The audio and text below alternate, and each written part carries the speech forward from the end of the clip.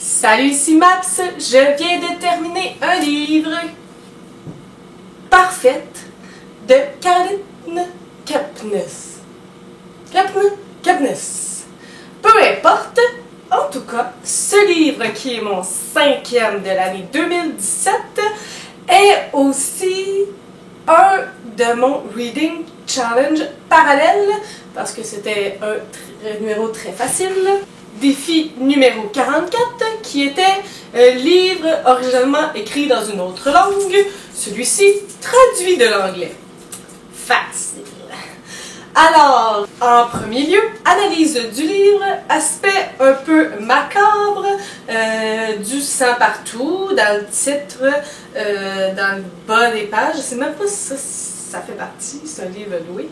Puis, à 4e de couverture, je sais tout de toi, tu es parfaite. Je t'aimerai à la vie, à la mort, tu es à moi pour toujours. Thriller érotique, que j'appellerais ça.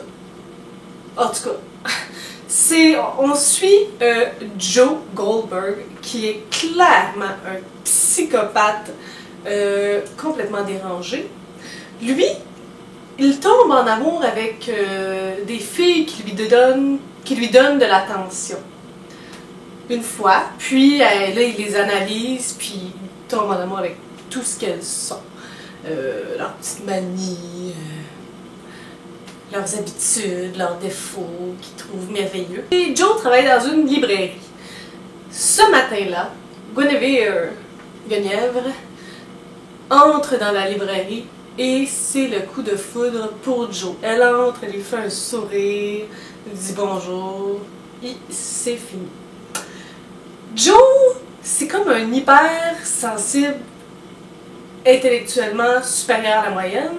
Il observe tout, il considère tout, il analyse tout de manière très rationnelle parfois. Elle paye avec sa carte de crédit, il pense que c'est parce qu'elle veut qu'il apprenne son nom. Donc il lit le nom de la fille lorsqu'il passe sa carte de crédit. Il se dit que si elle ne voulait pas qu'il sache son nom, elle aurait payé comptant.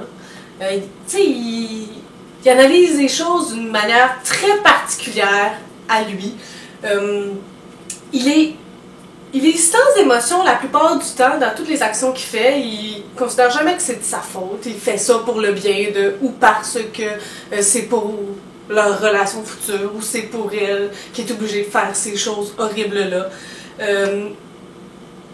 Sauf parce que ça a trait aux filles directement, à la fille de qui il est obsédé ou amoureux. Là, il devient un peu comme moins vigilant qu'habituellement, un peu moins rationnel, mais toujours beaucoup trop rationnel. Il est vraiment perturbant. Je peux vous dire que après quelques chapitres, environ 3-4 chapitres, je me suis demandé si j'allais pouvoir continuer cette histoire-là parce que c'est lourd, là. Il est spécial à mort, là.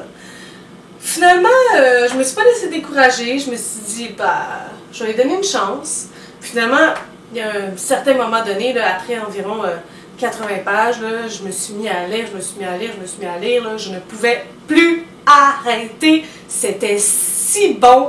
Je me suis pris dans l'histoire, puis on développe comme un certain dégoût, compréhension du personnage, parce qu'on est comme dans sa tête.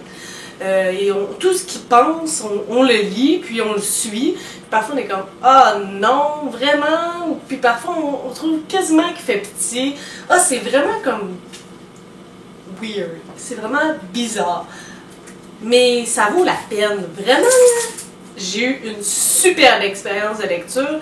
Je devais aller en cours, là, puis il me restait comme 50 pages, puis je pensais juste à finir ce livre-là. J'étais comme « Oh mon Dieu, qu'est-ce qui se passe à la fin? » J'ai vraiment hâte de voir parce qu'il y en a un deuxième. Et puis là, on a vraiment une approche de son histoire d'amour avec Guinevere. Mais dans le deuxième, il semblerait que ça soit une toute autre approche. Mais toujours avec lui comme narrateur, dans sa tête, puis on est dans sa tête, puis on écoute ses pensées, puis on le suit, puis on est comme « Ah mon Dieu! » Mais ouais, vraiment là, surprise pour moi.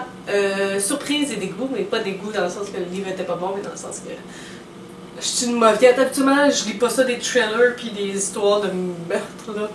puis de personne avec santé mentale déséquilibrée. Mais ça vaut la peine. Alors, 5e livre, un challenge réussi. Et on continue, on lâche pas. Si vous l'avez lu, si vous voulez le lire, vous pouvez m'écrire toujours en dessous de mon vidéo. Et on se reparle bientôt. Sur ce, je vous souhaite de bonnes lectures.